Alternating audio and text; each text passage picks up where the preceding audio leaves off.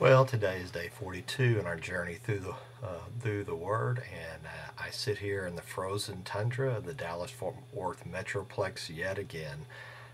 School is closed today, and again I'm working ahead of you just a couple of days, just because of a lot of night meetings, and so I'm trying to stay ahead. So if I have to miss a day because of those meetings, I don't miss doing a video with you. Uh, Wow, what a day of reading. I can say patience is not something that the people have learned. Not only the people of Israel, but you and I. Patience is we hear that patience is a virtue, but it's not something most of us are very good at. And we see that very clearly yet again in the people of Israel. Uh, it said in the very beginning of our reading today, when the people saw how long it was taking Moses, they just gave up. They gave up, and they went to Aaron and they said, "Make us some gods who can lead us.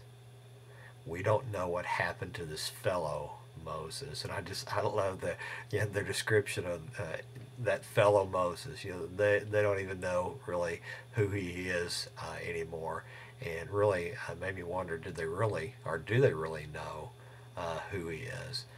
Um, how quickly the people forgot. The pillar of smoke by day, the pillar of fire by night. What about what they had seen on the mountain in front of them as they're at the base of Mount Sinai? Yeah, even the fire and the lightning and the thunder coming from the mountain. How quickly they have forgotten. And they have all made the pledge to God in a reading on February the 8th, where they said, "We will do everything the Lord has commanded. We will obey." How quickly, we're just, and I know time has passed, but in our reading, we're just a couple of days past that, and they've already forgotten. Um, we will obey. Yet when they can't see, they have no faith. And Jesus said, and this is out of John 20:29, "You believe because you have seen me. Blessed are those who believe without seeing me." Israel couldn't believe even though they had seen. And that's sad. How quickly they turn. And because of that sin, uh, their sin was bitter. It was bitter before God. And we see in today's reading where Moses takes that calf, he grinds it up, he melts it and grinds it up, puts it in the water, and makes the people drink the bitterness of their sin. But I found it interesting in with Aaron's response to Moses. "Don't get so upset. Are you kidding me?" In all that Aaron had been through with Moses, how can he look at Moses and say, "Don't get so upset"? He quickly gives into the will of the people. He's not strong. He doesn't remind them of the things that God had done for them, of the promises that they had made before God, the promises he had made before God. He just quickly gives in to the will of the people. He doesn't even try to talk them out of it. Basically, he's going, "Not a problem. Just bring me all your gold and I will mold you a God for you to follow and for you to worship."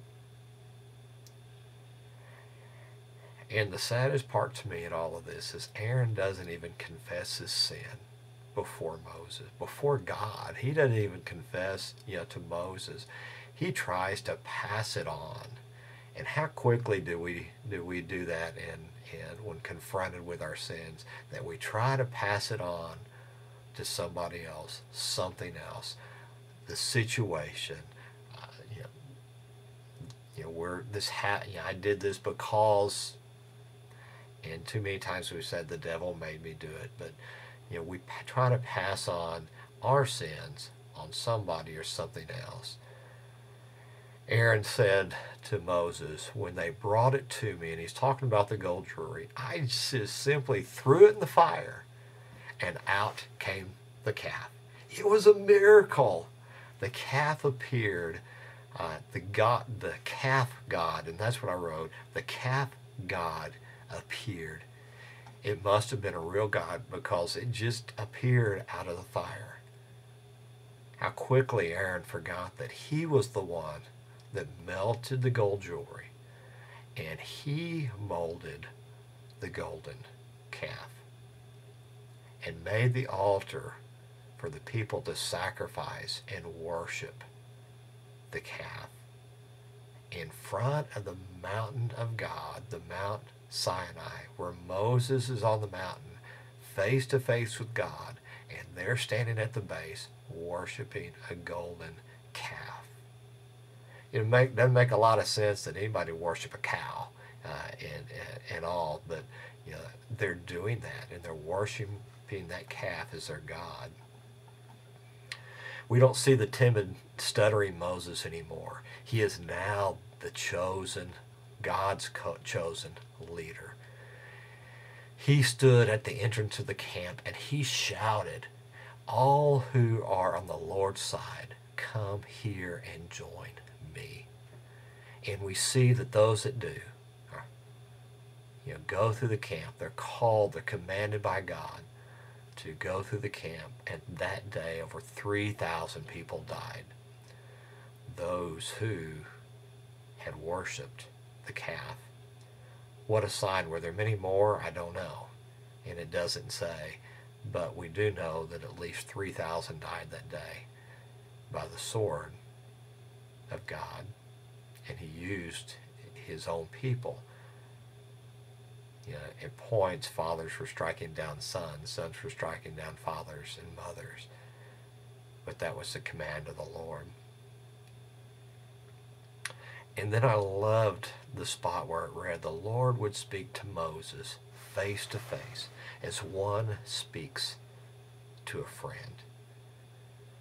God offers the same promise to you and me because of the sacrifice of his son Jesus Christ on the cross. God tore the curtain that we've read about in the past couple of days as God's giving the instructions of building the tabernacle and the curtain that would separate the Holy of Holies from the most holy place. And God tears that curtain from top to bottom, opening that up for you and for me to freely come in and have that same type of fellowship with him as Moses did. We can talk to God as a friend. We must seek God in all things. I'm reminded of that. Spending time with him as we would our closest friend is important. And my prayer as I finish today's reading is that I spend so much time with God that my face radiates his glory. What a testimony that somebody might be able to look at you or look at me and be able to say that they can see something different in you, in me, and that difference is that we're radiating the glory of God because we spent time face to face talking with our most dearest friend. There's so much more in today's reading. I just can't begin to just touch base on all of it, but I'll ask you to post a comment on the blog today and share what God revealed to you in today's reading. We've had a couple of tough days, and again, as I shared, didn't understand everything in the pieces and the dimensions and that were given for the pieces to the tabernacle, but I knew they were important. They were important enough for God to give them to Moses, and they were important enough for us to know that these were part of the worship and the tabernacle, the meeting place with God. So I just ask you to share a comment, if you would, today in today's blog on what God has shown you in today's reading. I can't believe we've come to the end of another week, and I want to remind you that I don't do videos on the weekends. That's the time I spend with my family. But I want to encourage you, as I try to. I read. Just because it's the weekend, I don't stop the reading and skip 2 days. I continue on with the reading. I continue on looking for the old, the new, and the to-do that God reveals to me each day. And again, some days are much harder, and I have to go through and read and really spend time in prayer and say, God, what is it out of today's reading that you want me to take away? Like today, some days it's just full of things that are easier for me to understand. Some days are a little more difficult, and so I want to encourage you, don't give up. Spend time in reading that. And if it's just one thing, thank God for it. If it's a whole list of things like today, thank God for that as well. I want to encourage you also through the weekends just to take an opportunity just to post a comment alongside my postings just on what God has revealed to you in the readings for that day. I'm excited to see what that might be. I hope you have a wonderful weekend, and I look forward to seeing what God is teaching you as we journey through the Word.